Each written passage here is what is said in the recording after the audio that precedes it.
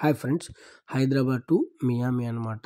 నా ట్రిప్ ఎలా జరిగిందనేది చూపిస్తాను. ఫస్ట్ నేనైతే కనుక శంషాబాద్ ఎయిర్పోర్ట్కి అయితే కనుక వచ్చేసాను హైదరాబాద్లో. ఎర్లీ మార్నింగ్ 3:30కి అనమాట నా ఫ్లైట్. అంటే మనం 4 అవర్స్ ముందు ఉండాలి ఇంటర్నేషనల్ అరైవల్స్కి. ఇదంతా శంషాబాద్ ఎయిర్పోర్ట్ అండి. నాకు ఖతర్ ఎయిర్లైన్స్ అయితే కనుక బుక్ చేశారనమాట. ఇది వచ్చేసి మనకు దోహా ఎయిర్పోర్టు. నేను morning as per Doha timing 5 o'clock అంతా దిగేసాను అనమాట. అంటే మన ఇండియాకి దోహాకి వచ్చేసి మనకి 2.5 hours డిఫరెన్స్ ఉంటుంది. ఇదంతా దోహా ఎయిర్పోర్ట్ అనమాట. ఇక్కడ టర్మినల్స్ ఇలా ఉంటాయి, ABCD అని. ఇది వచ్చేసి మెయిన్ ఎంట్రన్స్ అండి. దోహా ఎయిర్పోర్ట్ CDE అని అంటారు. ఇక్కడ మనకు ఒక టెడ్డీ బేర్ బొమ్మ కూడా చూడొచ్చు. చాలామంది ఫొటోస్ కూడా దిగుతున్నారు. నేను కూడా దిగాను. ఇక్కడ నాకైతే కనుక Hyderabad to Doha Qatar airlines అయితే కనుక బుక్ చేశారనమాట. ఇదిగోండి, ఇక్కడ నేను కూడా సెల్ఫీ తీసుకొని మొత్తం ఎక్స్ప్లోర్ చేస్తున్నాను.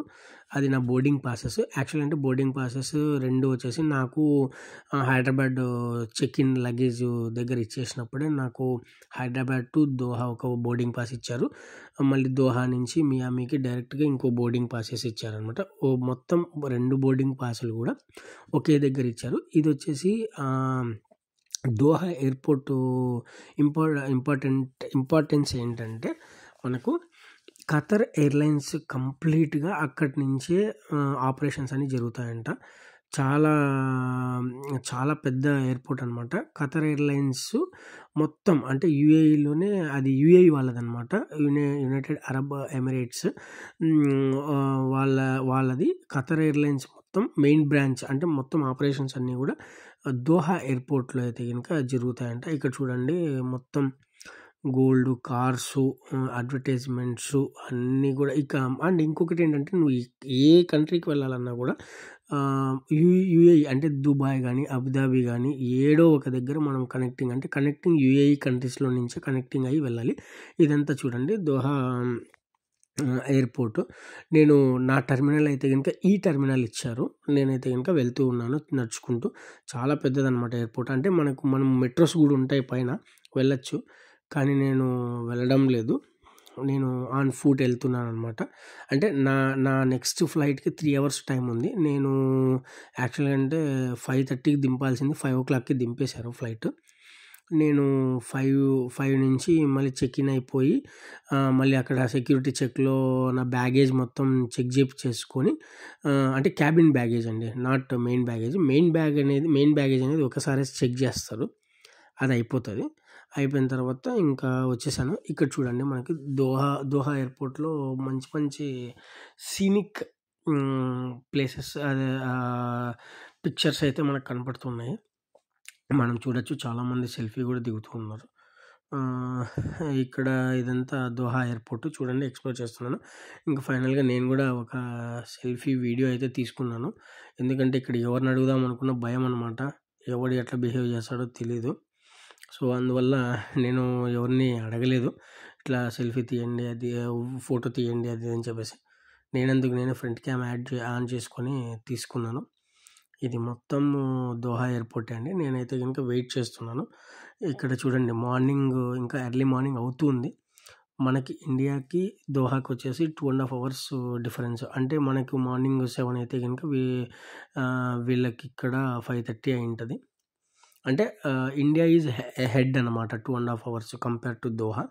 ఇవన్నీ ఫ్లైట్స్ ఇవన్నీ చూపిస్తున్నాను చూడండి. మొత్తం ఖతర్ ఎయిర్లైన్స్, ఆల్మోస్ట్ ఖతర్ ఎయిర్లైన్సే కనబడుతూ ఉంటుంది. మొత్తం ఖతర్ ఎయిర్లైన్స్. ఇదంతా చాలా పెద్ద ఎయిర్పోర్ట్ అనమాట. చూడండి, నేనైతే కనుక ఫ్లైట్ కోసం వెయిట్ చేస్తున్నాను. నా టర్మినల్ దగ్గరికి అయితే వచ్చేసాను. E5 టర్మినల్ ఇచ్చారు నాది.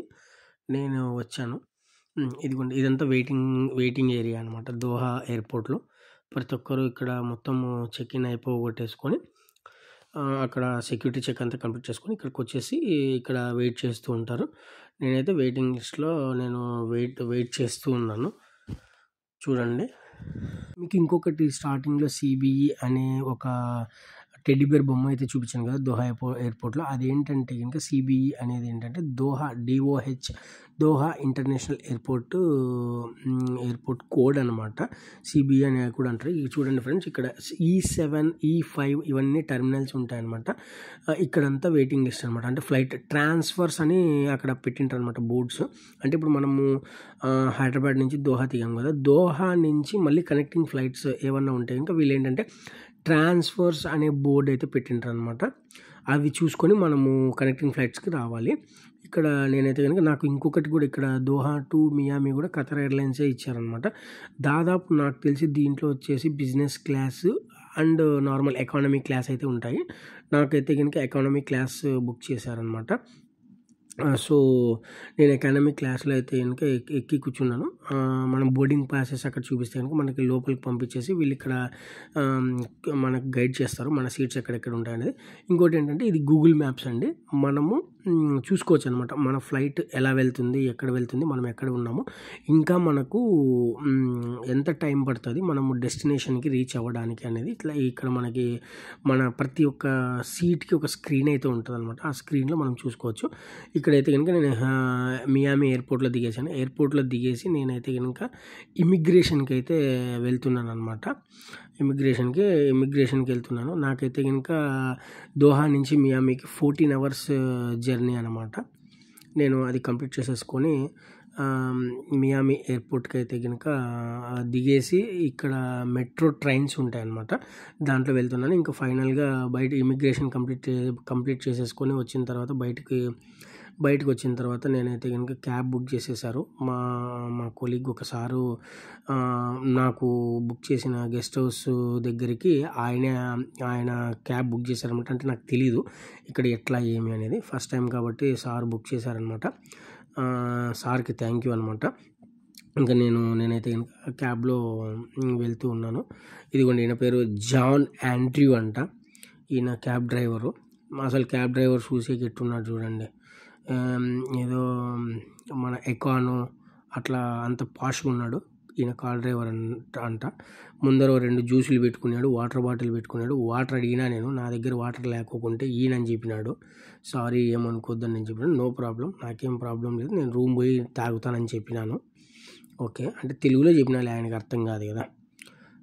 ఇంకా ఫ్రెండ్స్ అదే ఫ్రెండ్స్, నాకైతే కనుక హైదరాబాద్లో ఉన్నట్టే అనిపించింది. క్లైమేట్ కానీ, ఓఆర్ఆర్ రూట్స్ కానీ, ఎగ్జిట్ నెంబర్స్ కానీ, ఇంకోటి టోల్ గేట్స్ కానీ.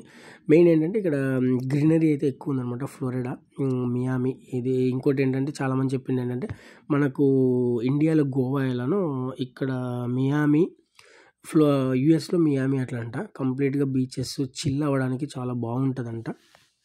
కానీ మనం వచ్చిన పని వేరేది.